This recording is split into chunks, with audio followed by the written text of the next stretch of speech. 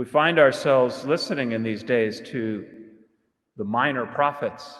Minor not because they're small, but minor because they didn't write a lot.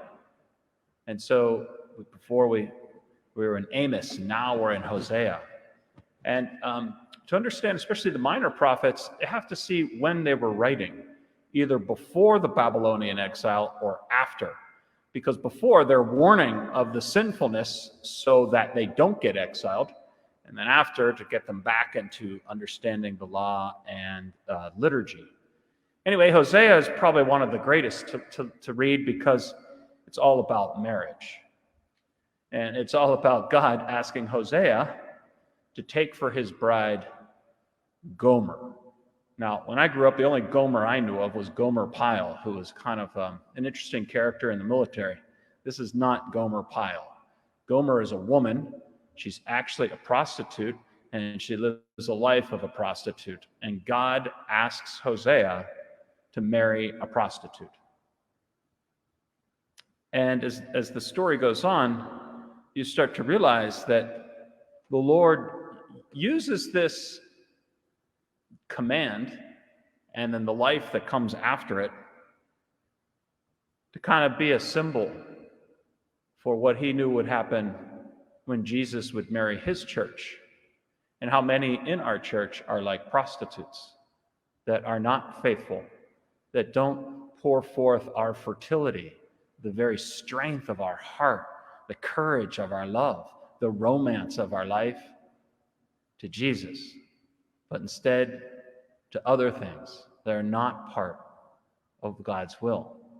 And so it's interesting that the first part of this book of Hosea is Gomer being married to Hosea. Then they have 3 kids, and the names of the kids are meaning the place of death, that's one, Jezreel, Lo Ramaran, which means no mercy, and the third is Lo Ami, which means not my people. Those are not very inspiring names to give your children. And then if that's not bad enough, the third part is Gomer going out back to her old habits of prostitution, leaving Hosea and her children, and Hosea has to go out and find her in a brothel, buy her back from her slavery to sin, and heal her wounds.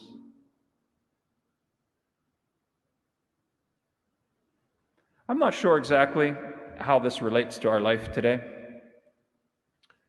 but I would say that what Jesus says is really true.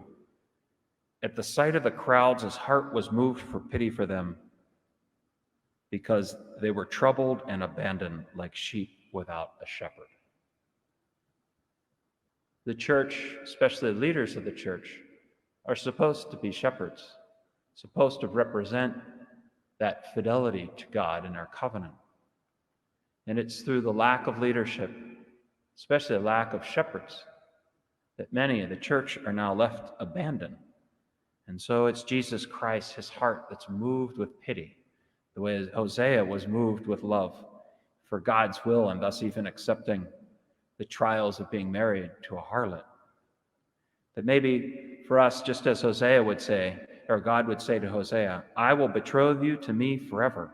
I will betroth you in righteousness and justice and love and compassion. I will betroth you in faithfulness and will acknowledge you always. Let us, perhaps in our own hearts, wonder where is the passion of our love being generated towards, and direct that towards the Lord Jesus, being faithful to him now more than ever, recognizing that each of us is called as members of the church to have that intimacy with Jesus Christ.